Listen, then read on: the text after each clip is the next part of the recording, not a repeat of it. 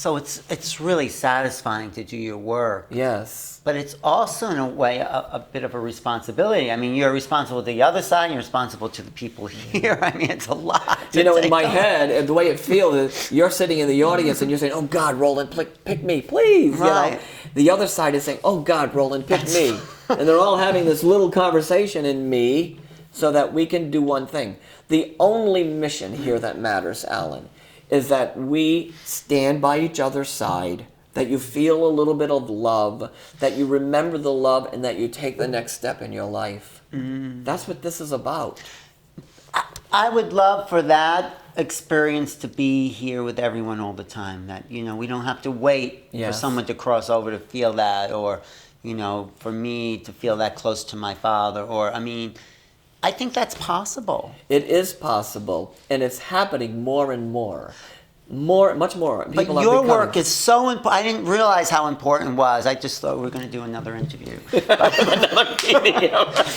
but it's so important for this coming together as an expanded The conscious. reality of this is, this moment isn't about that one person getting that message. It's about the entire audience becoming unified in the possibility that love is everlasting.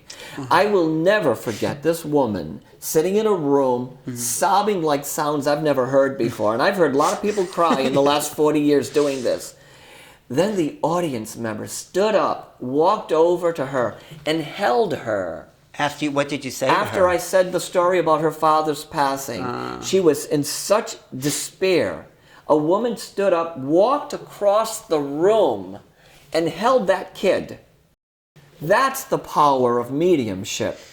Forget about Uncle Joe and being on the other side and all these things. It's that moment that says we are one, we are connected, we are love. And when we stand in our love, everything and anything is possible. And that young woman who heard that message stood up at the end. She kind of gathered herself, came over to me, shook my hand very quietly, and I knew that whatever happened to her gave her permission to live her life. We have to live, we have to love, and we have to do it now. Not tomorrow, now. Right. And that's the purpose of this. You get over the grieving and you start to have permission to move onward. Yeah.